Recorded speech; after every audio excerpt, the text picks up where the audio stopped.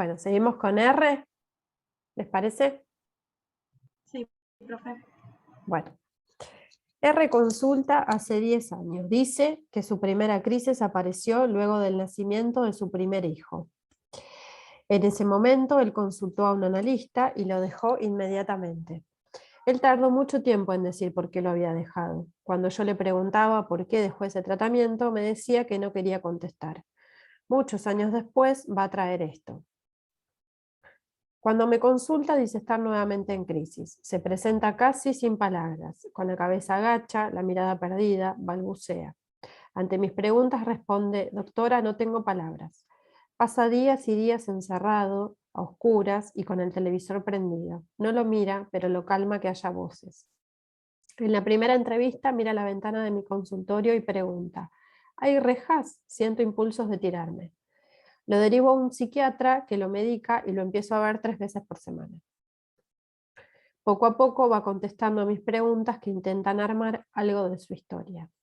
Trabaja con su padre en un negocio. Este lo maltrata, no le paga por su trabajo. Cada fin de año, cuando le hace la liquidación de ganancias, R roba plata. Su consulta conmigo se produce luego de las fiestas de fin de año cuando se queda con el dinero. R se refiere a las palabras como cosas que entran y salen.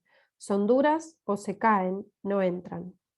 Anota al salir palabras sueltas en un cuaderno que le dije en la sesión. Una vez entra temblando a la sesión y dice, doctora, le robé una palabra. Le pido que me explique qué quería decir esto y me dice que en una discusión con el padre le repitió una frase que yo le había dicho la vez anterior. En esa sesión él había dicho que estaba temblando de miedo porque sentía siempre que iba a una guerra. Yo le digo que él vuelve de una guerra. Cuando se pelea con el padre, toma esta frase y se la dice, yo vuelvo de una guerra. Esto le da un ataque de angustia y me dice que robó mis palabras. Lo que yo le contesto es más o menos que las palabras que él me escucha en la sesión le pertenecen, que son para él, que él paga por ellas. Es decir, que sigo sosteniendo las palabras como cosas. Esto a él lo tranquiliza. Lo que puede reconstruir es que a los 16 años R entra a trabajar al negocio de su padre en circunstancias muy especiales. El negocio se había incendiado y él va a ayudar a remover los escombros. Cuando R se quedaba sin palabras, las únicas que repetía de manera monocorde eran quema, doctora. Tiene sensaciones de fuego en el corazón. Consulta al médico contándole lo del fuego en el corazón, le hacen estudios y todos dieron bien. El fuego es algo que aparece a lo largo de estos 10 años de tratamiento en diversos actis. Cuando en un momento de mejoría el psiquiatra le indica dejar la medicación, él quema los remedios. Cuando luego, en otro momento, se los vuelve a indicar, él se niega a tomarlos porque ya los quemó. Ni siquiera admite que sean otros medicamentos con otro nombre. Más adelante, cuando se independiza y pone su propio negocio y le va mal, me viene a comunicar que decidió quemar el negocio porque no vende, prenderle fuego. Este es un momento muy peculiar porque yo a él le creo totalmente cuando viene y me dice, le voy a prender fuego al negocio. No me cabe duda de que lo puede hacer. Era un negocio alquilado, entonces me dice que está muy mal, que no vende nada y que la solución que él encuentra es prender fuego al negocio. En ese momento yo me angustio mucho porque no sé cómo hacer para parar esta propuesta que él hace. Él es muy religioso y en algún momento había hablado de donar. Entonces yo le digo, ¿por qué en vez de quemar la mercadería no la dona? En ese momento se levanta muy ofendido y me dice, usted no entiende nada, ¿qué tiene que ver quemar con donar? Y me dice, yo soy juguetero. Se estaba yendo cuando lo atajo. Le digo que me perdone, que me equivoqué, que seguramente no escuché esto de él. Obviamente, él jugaba con algo de su ser. ¿Es o no es juguetero? Lo de donar le venía como una intervención que podría escuchar un neurótico. En ese momento me dice que va a ver si me perdona, que lo tiene que pensar porque él está muy herido. Le digo que bueno, que está bien, yo acepto que me equivoqué. Usted es juguetero. Pero ¿por qué no pone otro rubro además de los juguetes? Y ahí me dice, eso puede ser. Eso le gustó, lo hizo, no prendió fuego el negocio, puso otro rubro además del de la juguetería. R va transcurriendo el tratamiento con algunos cambios importantes y desmoronamientos abruptos en los que prepara su suicidio. O por ahorcamiento, compra una soga, elige la viga donde se va a colgar, viene a contarlo con total convicción. En realidad, él viene a informarme. Estas son las palabras de él. Le quiero informar. O arrojándose bajo las ruedas de un auto para que su cuerpo choque contra algo y pueda sentir sus límites. Este llega a ponerlo en práctica y es internado en terapia intermedia. El último intento de suicidio es dejado sin efecto luego de un momento muy duro del tratamiento y a partir de allí sus crisis se han espaciado cada vez más. Pero alguien teniendo la forma de encierro y aislamiento, vivencias terroríficas, abatimientos y mudes. Ya no recurre a planear matarse, sí fantasea con desaparecer. En esos momentos me deja 10 o 12 mensajes seguidos en el contestador, donde me dice que no puede más, que le quema el corazón, que se le rompe la cabeza, que teme tener ganas de arrojarse bajo las ruedas de un auto. Los mensajes los deja durante el fin de semana, sabiendo que yo recién los escucharé el lunes. Pero dice, así puedo tirar hasta el lunes, porque lo tranquiliza escuchar el mensaje del contestador. Él, en un momento, después de 5 años que venía, me dice, ¿sabe por qué vengo? Yo vengo porque usted dice. Yo no sé qué dice, pero dice. El analista anterior se quedaba callado. Mire qué tonto. Él creería que yo iba a hacer lo que él me decía, y yo no puedo. En cambio usted dice, y esa es una voz alternativa. Le pregunto alternativa a qué, y me dice a la que yo tengo en la cabeza, que me dice cosas horrendas. Durante muchos años sobrevenían los desmoronamientos. Le indicaba que me llamara a determinados horarios, 2 o 3 veces por día. Él cumplía con esas indicaciones. No hablaba por el teléfono, solamente lloraba y repetía alguna palabra inaudible. Terminaba citándolo en mi consultorio para ese día o para el día siguiente, según los casos. En relación a mi voz, voz en el contestador, voz en la sesión, es el motor para que él vuelva.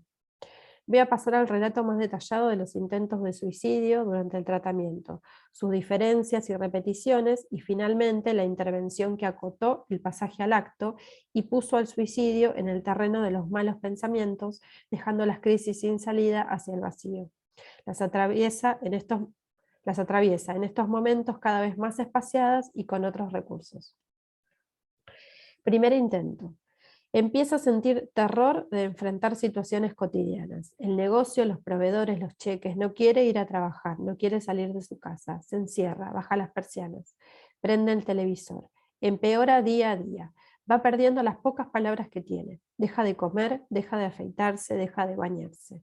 Mucho tiempo después dirá que venía el fin del mundo, refiere tener visiones, empiezo a incrementar las sesiones. Un día cuando me llama a la noche, como le había indicado, llora y balbucea. Lo cito para el día siguiente a las 8 de la mañana. Se sienta en el diván, mirando a la ventana, dice quiero tirarme y terminar con todo. Sería una liberación. Estoy muy preocupada, le digo que vaya ese mismo día a ver al psiquiatra, me comunico para comentarle que estoy muy preocupada, el médico me dice que R ya está impregnado de medicación y solo cabría internarlo. Yo no soy internista, estoy en contra de la internación, la evito siempre que puedo, con lo cual trato de agotar antes de indicar una internación todos los recursos posibles. Le digo a R que vuelva esa misma noche a verme y quedamos con el psiquiatra en decidir qué hacer luego de esa sesión, si internarlo o no. Era un viernes a la noche. Vuelve, se acuesta enroscado en el piso, llora y repite, quema, doctora, quema. Le pregunto qué es lo que quema y dice, no hay más palabras. Quema, doctora, quema. Yo a esta altura estoy desesperada. Llora, se enrosca, tiembla, hasta que dice, por suerte, no cuento con nadie. Y ahí me escucho gritarle, ¿y por qué carajo no cuenta conmigo? Yo quiero que viva, su mujer quiero que viva, sus hijos también, el doctor Tuñón. Puse a todos, había que hacer una serie. ¿Por qué no cuenta con nosotros? Yo esto se lo digo a los gritos. R me mira como atravesándome con la mirada, como mirándome la nuca. Se levanta y me dice, quiero abrazarla, doctora. Imposible transmitir las ideas que se cruzaron velozmente por mi cabeza en ese momento. Me incorporo del sillón dispuesta a abrazarlo. R se levanta, me palpa alrededor como si fuera un ciego que comprueba la corporeidad de una forma que no puede aprender con el tacto. Ahí cortó la sesión, pero no por la cañana, yo no daba más. Después me tomé el Lexotanil yo. Al irse me dice gracias, doctora, por hacerme un lugar. Segundo intento. El dueño de la mercadería que él vende, que es un proveedor, le pide cuentas de lo que vendió. Le pide un balance. Ahí me entero que R jamás hizo una cuenta, jamás anotó una venta. Para él los números no existían. Lo que el otro le pedía no solo era imposible para R, sino que nunca se le había representado como existente. No tenía ninguna respuesta. El proveedor le reclamaba 20.000 pesos. Él dice, es lo mismo que me reclame 20.000 o 1.000.000. No sé, no tengo idea. Nunca anoté, nunca llevé una sola cuenta. R sale del negocio y se arroja debajo de un auto. Me llama su mujer para avisarme que R está internado. Voy a verlo. Su mujer me espera cuando salgo de terapia y me pregunta, mi marido nunca va a ser normal, ¿no? Yo creo que me tengo que hacer a la idea de que él siempre va a ser distinto. Cuando R retoma sus sesiones, me dice que para él los números nunca existieron, que a pesar de lo que pasó, si sigue viviendo, va a tener que incluirlos en su cabeza. Pregunta, doctora, ¿para qué sirve el cero? Le digo que sin el cero no podríamos contar. Se queda mirándome fijo y tiempo después dirá que esa internación y la aparición de los números en su vida fueron un hachazo que dividió su vida en dos, antes y después, antes del cero y después del cero. Era raro pensar para él en incluir en su vida la suma y la resta, pero nunca había entendido para qué servía el cero ni lo que era. Su vida era antes y después del descubrimiento del cero. Le pregunto si antes solo dividía cuando se quedaba con las ganancias del negocio del padre, o esos no eran números, sino pedazos del padre. Él cuenta ahora por otros. Recuerden el no cuento con nadie. El no cuento con nadie del episodio anterior. ¿Rota ahora a cuento? Tercer intento. El padre pasa por su negocio, lo increpa, lo humilla, le dice la palabra que para él es detonante de lo peor. Sos un mal hijo. R pregunta aterrado, ¿vos crees que realmente soy un mal hijo? El padre responde que no le cabe ninguna duda. R comienza a buscar silenciosamente un cinturón de cuero y una viga donde colgarse. Prepara su tercer suicidio. Deja de ir a trabajar. Quiere estar encerrado a oscuras. Todo parece repetirse, salvo que esta vez tiene palabras. De todas maneras, me preguntaba si le servirían. Dice que él quiere matarse para que a su padre le falte algo. Le digo que a su padre ya le falta el amor de él, porque aunque él lo ame, su padre no sabe ni se entera. Se niega a tomar la medicación porque él ya la quemó. El psiquiatra y yo pensábamos que podría indicársele la misma droga con otro nombre comercial y R se niega. Eso ya pasó, ya está quemado, no pienso tomar nada. Llega fin de enero, yo viajaba al exterior, la última sesión, doblado sobre sí mismo, murmura que el doctor, que sí se quedaba en Buenos Aires, le pidió que le prometiera que lo llamaría si sentía el impulso de matarse. Pero él no había respondido. Él no podía prometer eso, no iba a cumplirlo. Él estaba decidido a matarse. Volví a sentir el tope y la desesperación, y desde allí le digo algo de lo que estoy profundamente convencida, que su vida le pertenece. Usted decide qué hacer con ella. Yo no quiero que se mate, pero no puedo impedir que lo haga. Cuando lo despedí, yo no sabía si lo iba a volver a ver, pero sabía que ya estaba en condiciones de decidir R si quería vivir o no. Luego de varios días de permanecer encerrado, llama al médico y decide aceptar la medicación. A mi vuelta en marzo, R comenta que el saberse dueño de su vida, que yo lo dijera, lo había hecho por primera vez dueño de algo. Su vida, al fin, era su única pertenencia y había decidido no matarse. No me podía prometer hasta cuándo, pero había decidido no matarse. A partir de allí, las sucesivas crisis toman otra interpretación para R. Nada las causa. No es necesario pensar qué pasó ni qué lo puso así. Son automáticas. Cae de la escena, se encierra, pero puede explayarse más en su contenido y en el lugar imprescindible que ocupa el televisor prendido, que no mira en su encierro.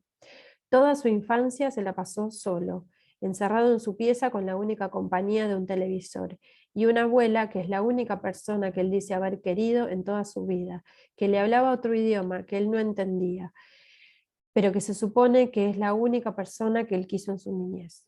El televisor prendido bajito le presentificaba a la abuela que hablaba otro idioma. Bueno, ay, se me secó la garganta. ¿Qué opinan? ¿Qué piensan?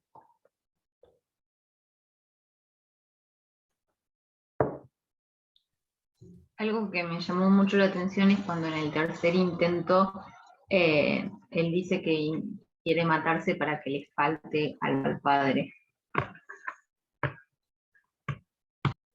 ¿Y qué pensás? Nada, como al ponerlo siempre en el lugar del otro, digamos, como que sigue estando tan ahí, creo, el padre y tiene tanta importancia. Es No literal el sé, o otro sea, no, absoluto, no le falta nada. ¿Vieron? claro,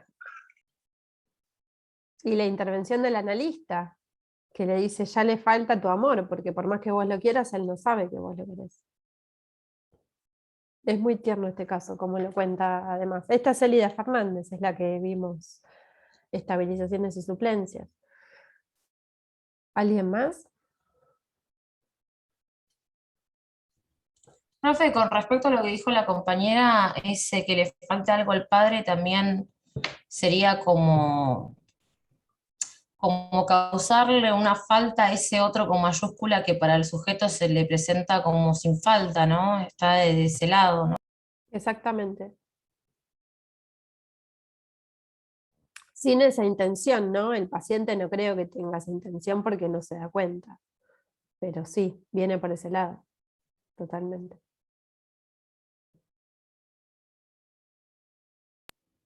Al igual con el suicidio, ¿no? Porque como que dice como ponerle límite al cuerpo, ¿no? Como podría ser como ponerle un límite al goce, ¿no? Obviamente que no lo sabe, ¿no? Pero pensándolo podría pensarse como eso también el suicidio.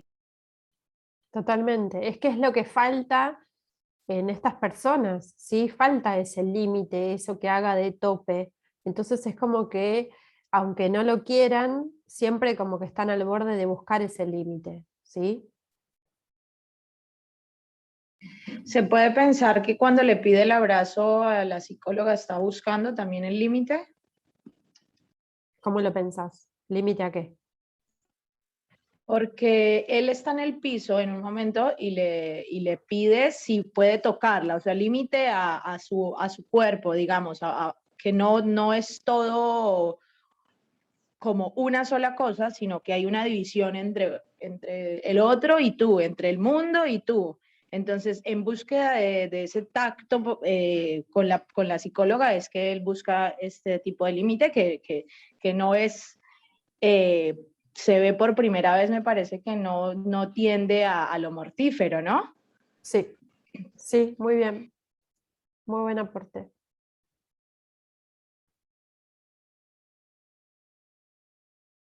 Porque aparte en estas personas suele faltar, sí, ese límite también en lo corpóreo, los fenómenos del cuerpo. Este otro caso que veíamos antes, Eduardo, que se veía en espejo con la chica, no hay un límite claro en dónde termina el otro, dónde empiezo yo, es como toda una cosa amorfa, que muy bien, como dice la compañera Deisa, también hace de límite el poder tocar al otro y poder encontrar dónde está la diferencia entre él y yo, o ella y yo. Muy bien. ¿Y qué más? ¿Y de las múltiples intervenciones, qué opinan?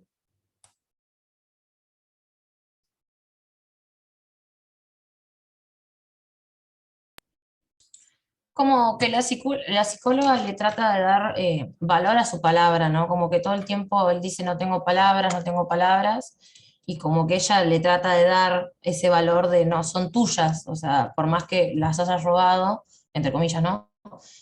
Al fin y al cabo son tuyas y eso es como que le permite como dice, gracias por hacerme un lugar, ¿no? Como gracias por darme ese espacio donde yo puedo explayarme, por así decirlo. Totalmente. Ujú. Y cuando él dice, yo no, el otro analista no decía nada, usted dice, no sé qué dice, pero algo dice, ¿no? Como esa voz también ahí funciona como sostén, como dándole un lugar también a su singularidad y a la particularidad de él, ¿sí? ¿Notan eso? Sí, y que en relación a eso, como que le dice que le pone un límite a la voz que él tiene en la cabeza, que le dice cosas horrendas y que justamente conoce otra cosa que no sea eso. Como Exactamente, que es le otra para esa voz que tiene. alternativa. totalmente. Y después también está un poco la relación cuando él, no entiendo bien a qué se refiere cuando le dice quema, doctor, o sea, como si le quemaba el cuerpo o qué, pero también está con la relación del desencadenamiento, creo que es cuando él entra al negocio que se había incendiado. Sí. Claro, es que todo pareciera como que en este caso el significante sería fuego, porque la solución para él es prender fuego a las cosas, también el episodio que tuvo en el incendio donde tuvo que entrar. Claro, en este caso el fuego está muy presente. Ujú. Sí, no queda claro bien qué es lo que quema, probablemente también esté cortado y no entendemos bien a qué remite, pero todo el tiempo él habla de eso, quemaba los remedios, que quería prender fuego el negocio cuando no le iba bien. Sentía que le quemaba a él, que no le salían las palabras. Ujú.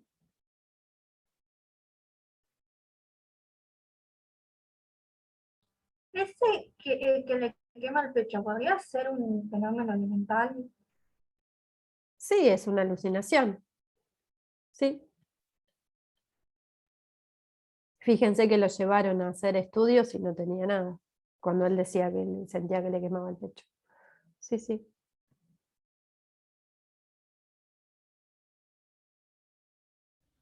Vale. Profe, con Sí. respecto a los números, no me quedó bien qué le pasaba con los números, que no podía contar y la intervención del cero. Sí, está medio acotado también. Me parece que lo que quiso mostrar la analista, la autora, es como él decía que no tenía idea, que para él era lo mismo que le reclamen una deuda de 20.000 o de 1.000.000 porque nunca había sacado una cuenta, no entendía nada, lo que robaba aparentemente, no sé qué es lo que robaba ni con qué razonamiento es que robaba, pero ahí la autora como que le quiso. Yo entiendo también que fue una intervención también un poco de tope, ¿no? Porque el cero, vieron que acá dice como que aprender acerca de la existencia del cero le permite pensar en un antes y en un después del cero, ¿no? También hay un ordenamiento ahí. El cero permite ordenar, como le dice el analista. Sin el cero no podríamos contar porque es a partir del cero que contamos, 0, 1, 2, 3 o para atrás, ¿sí? Los números negativos. Entonces también es como introducir un ordenamiento ahí. Y él lo toma, bueno, no importa si lo que toma tiene lógica dentro de la neurosis o no, pero lo toma como un ordenamiento, así lo pienso yo. No sé, Antonella, si vos lo pensaste así o si te parece, si se entiende lo que quise decir. Sí, sí, ahora sí, sí, Sí, claro, como un ordenamiento en ese sentido, claro, claro, sí, sí. bien. Puede ser que también lo ponga como para ejemplificar ahí como la falta de simbolismo, en el sentido de que no tiene los números y es un ejemplo más como que con la intervención, eh, nada, para que lo pueda como marcar. Sí, lo que pasa es que no sé si termino de entender bien lo que decís, pero nunca vamos a neurotizar a un paciente psicótico, eso está claro. O sea, tratar de hacerle una intervención para que él entre en la lógica de la neurosis y que diga, es que me falta la falta, ahora sí, eso no va a pasar nunca. Me parece que uno lo puede interpretar así porque nosotros lo leemos desde la neurosis nuestra, ¿sí? Pero no va a pasar nunca que un paciente psicótico de repente sea neurótico. Es psicótico y es psicótico, en todo caso se puede estabilizar, puede estar mejor, puede estar peor. Me parece que sí, al introducirle esto, le hace esto, le pone un ordenamiento. Bueno, esto es para que podamos contar. A partir de acá contamos para atrás, contamos para adelante. Y a él le permite como ordenar, aunque sea un pedacito de su vida, en eso. Pero nunca vamos a hacer, la podés hacer, pero no tiene ningún sentido porque no lo va a captar, ¿entendés? Porque es otra estructura. No podés hacer una intervención pensándolo desde la lógica de la neurosis, porque o no lo capta, o se puede brotar, o se puede desencadenar si no está desencadenada, ¿entendés? Pues le estás dando una lógica que no cuenta con ese recurso, ¿entendés? ¿Se entiende? Sí, profe, sí, claro. ¿Alguien más o pasamos al otro?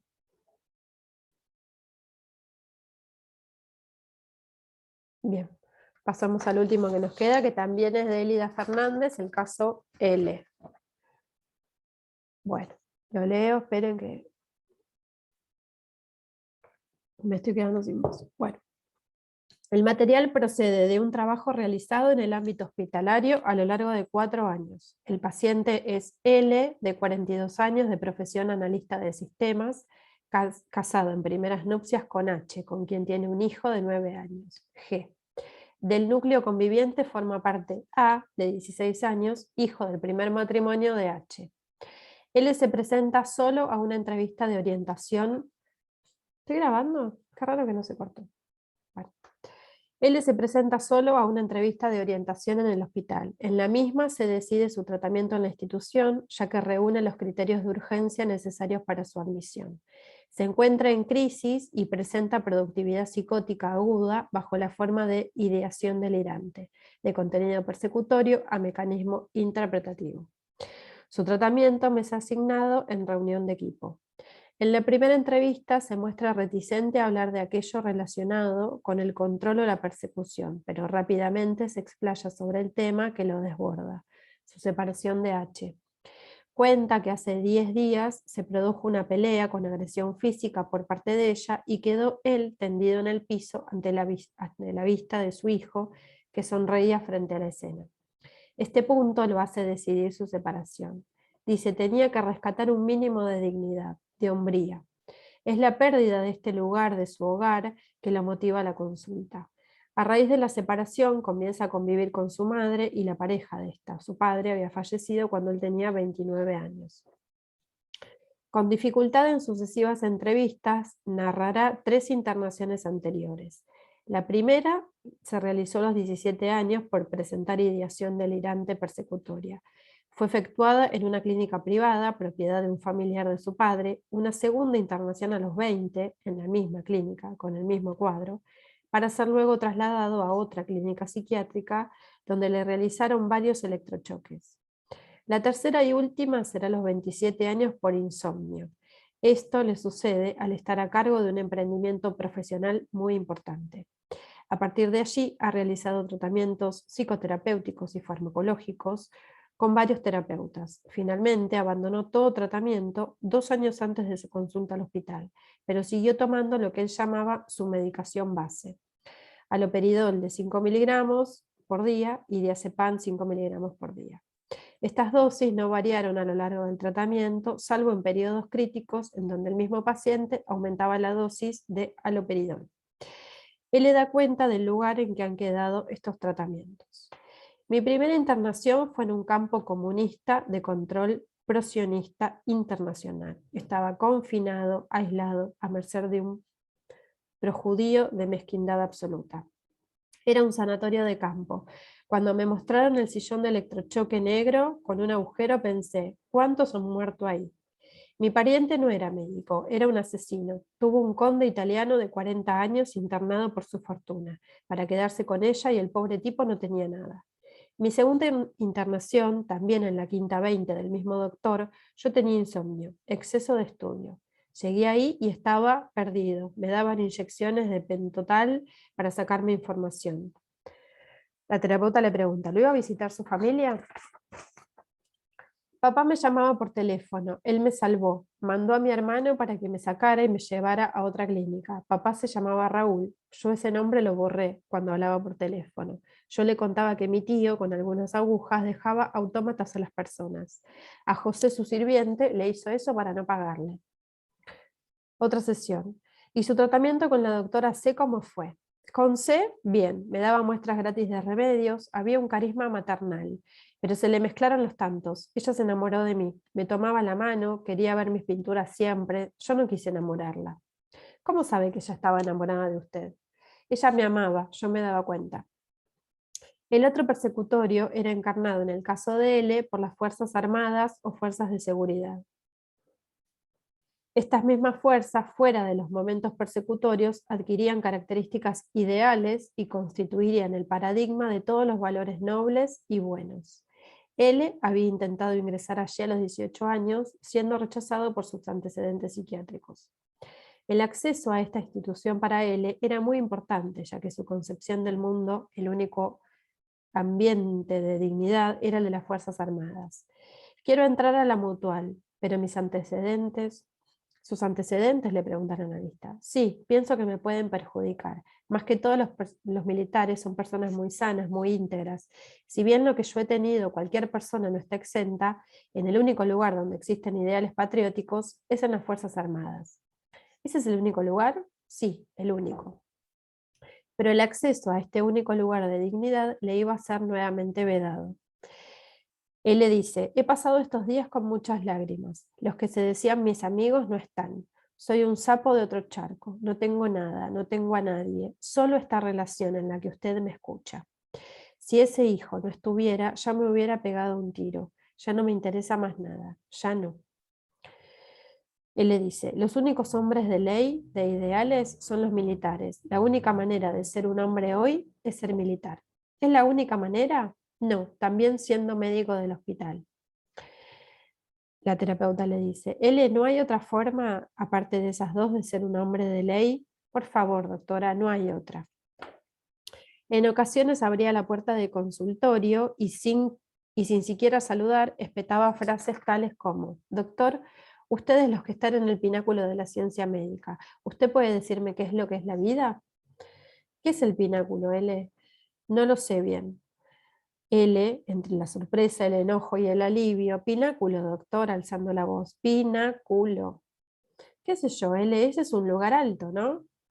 Y L contesta comprensivo, doctor, doctor. En otra sesión, él le dice, la realidad dura, concreta, me hace llorar, el plano vivencial, real del desafecto. ¿Cuándo podremos llegar a la devolución? Que me dé consejos, su interpretación. Me hace falta sentir que me está protegiendo más a nivel hombre. ¿Cómo se puede llamar? ¿Médico tutelar? Necesito elementos compensatorios para poder vivir esta situación. Ese consejo solo lo puede dar un especialista. ¿Cómo sobrevivir a cosas tan duras? Lo que vive ese ser, yo tengo que superar mi propio estado. Mis terapeutas anteriores eran siempre mujeres, salvo el doctor CC. Él me dijo que no buscara una mujer, buscar un hombre. Un poco que las mujeres trataban de protegerme, eso desvirtúa un poco la relación psicoanalítica. ¿Cómo es eso, L? Por un lado pide protección y por otro lado la protección desvirtúa la relación. Sí, no lo niego. Quiero saber lo que se siente como hombre, aparte de como médico. En algo somos pares, hombres en la misma realidad. Aunque con profesiones distintas, en común el hombre, cuando entra en afecto, se dejan de lado las diferencias médico-paciente. Otros momentos clínicos. Doctor, viene para acá a destruir el último bastión. ¿Quién viene, L? H, va a venir al hospital, ya destruyó todo lo mío, ahora quiere destruir lo único que me queda, mi tratamiento, doctor. Usted es el último bastión. La terapeuta le dice, a ver, L, ¿qué destruyó H? ¿Por qué usted sigue con su trabajo, su casa, su hijo, su vida de siempre? No destruyó nada de eso. ¿Por qué y cómo H va a venir a destruirme? Van a venir, doctor, va a gritar, va a armar un escándalo, me va a hacer internar. L, usted sabe que solo los médicos pueden internar y que yo sepa, H no es médica ni nada parecido. Aparte, supongamos que venga, ¿qué puede hacer? ¿Gritar? Escucharemos los gritos. ¿Armar un escándalo? Pasaremos un poco de vergüenza. Mis colegas dirán, mira cómo le gritan al tarambana del doctor B. Tendré menos prestigio profesional, pero de ahí a destruirme, ¿no le parece que hay un gran paso? Él le dice, usted no sabe de lo que es capaz. No, no lo sé, pero lo que usted dice es que va a armar un escándalo acá. Y si arma un escándalo acá, se le pide al personal de seguridad que la retire y listo. Acá estamos en un hospital, no se puede hacer cualquier cosa. Aparte entre nosotros, si arma un escándalo acá, en un hospital de emergencias psiquiátricas, quizás termine internada ella. Ni usted ni yo elegiríamos un hospital psiquiátrico para hacer escándalos, ¿no le parece? Él se sonríe y dice, no, ni loco. Cuénteme qué pasó, L. Bueno, y ahí le cuenta y está cortado. En otra sesión. Doctor, ella tiene los papeles de mi segunda internación. Los va a llevar al juez. Lo van a citar y hacerle declarar que soy un psicótico crónico, que tengo que estar internado. L, usted sabe que lo que usted dice acá está protegido por la más estricta confidencialidad, que hay algo que se llama secreto médico, que si los profesionales no lo guardamos, cometemos delito. ¿Cómo es, doctor? ¿Y si lo llama el juez? Suponiendo que H tuviera los papeles, suponiendo que los llevara a un juzgado y que el juzgado los aceptara, suponiendo todo eso, suponiendo que me llamen a declarar, aún con todos estos supuestos, yo me puedo amparar en el secreto profesional, declarar que usted es un paciente comprometido con el tratamiento, que concurre siempre, que no falta nunca, y el resto de los datos, solo declararlos si me levanta el secreto profesional un juez, con justa causa. Él le responde, sí, doctor, como yo siempre digo, yo no soy un paciente psicótico crónico, sino una persona que por sus antecedentes necesita psicoterapia semanal de por vida para poder funcionar. Por haber estado internado tantas veces necesito una logística profesional. En otra ocasión narra una escena en la que estaban su mujer y su cuñado y él tiene la certeza en ese momento de que había un complot para eliminarlo. Él le dice, ya estaba todo listo, ella me había tirado el vaso de cerveza, él se levantó y yo me vi venir lo peor. Y ahí en la desesperación se me prendió la lamparita y me acordé lo que me dijo usted, que en el hospital al 6º día todos los pacientes pasan bajo el juez. Ellos estaban en silencio y yo grité de repente, yo estoy bajo juez. Se miraron entre ellos y enseguida cambió, se ve que eso los paró. ¿Qué pensó que le iban a hacer? No sé, doctor, lo peor, matarme. Era claro, estaba todo preparado. Pero usted no está bajo juez. Eso es para los pacientes internados y usted lo sabe. Él le dice, sí, ya sé, doctor, les mentí, pero eso fue lo que los detuvo. En otra sesión dirá, doctor, se produjo un impas en el efecto tóxico de las neuronas, que me produce la alteración del razonamiento. En la introspección, el autoanálisis, lo del delito, lo de Tito, ese zafarrancho de delirio, esa magnificación de acontecimientos propios de la enfermedad que a veces a uno lo desbordan. ¿Qué enfermedad, L? Acercándose y en voz baja y en tono confidencial dice, la paranoia, doctor. Para finalizar, un último fragmento. Doctor, no lo puedo evitar. Esta celotipia que tengo con H. Llego a casa y me tengo que fijar debajo de la cama y adentro del placar. Me da vergüenza decírselo, pero es así. ¿Hace algo más?, le pregunta el doctor.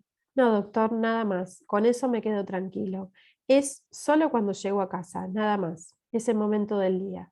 ¿Esto lo molesta? No, doctor, lo que me molesta es que no lo puedo evitar. Bueno, se va a cortar inminentemente, así que ¿les parece que retomemos en 5 minutos? Y en 5 minutos acotamos este tema. Bueno, los espero y 53. ¿Está bien? Dale.